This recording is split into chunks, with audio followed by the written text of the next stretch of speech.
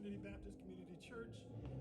Welcome to Tay Next Gen, where we think about it so we can talk about it. Next generation. It's also our summary of today's lesson. We're going over the second letter in the word Advent. That is D. That means that not only A was the arrival of God's salvation, that D destroys the power of and our slavery to sin. And we did that by reviewing a little bit about the implications of sin in the garden through Adam and Eve, how by death we became slaves to sin, culminating in death and demonstrated in the fact that we die, for the wages of sin is death.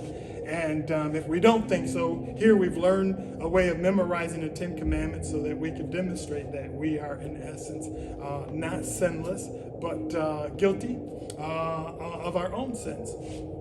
But Jesus, as the second Adam, was promised in the proto-evangelium, which God gave us hope. This is the first place he did that when he judged them, but at the same time said that he would put enmity between the woman's seed and the serpent's seed.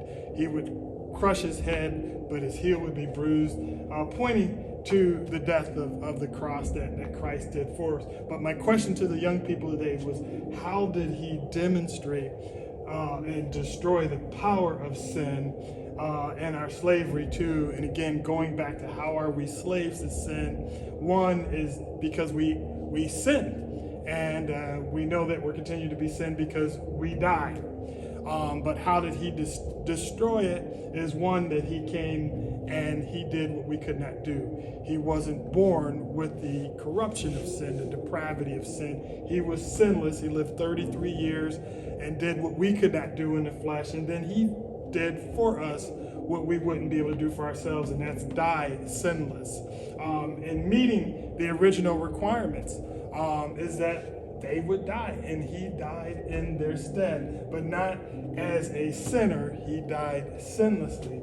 And then he demonstrated victory over death through what we celebrate in Easter, which is the resurrection, where he rose from the dead, declaring that he had all power, heaven and earth, in himself. So today we talked about destroying the power of sin and our slavery to in our lives, and next week we'll deal a little bit more about this victory and then how it grants us eternal life and through trust and new life through new birth and transforming life into the image of Christ. So God bless you. Pray with us as we continue to share with these young people, and have a great week. Be blessed.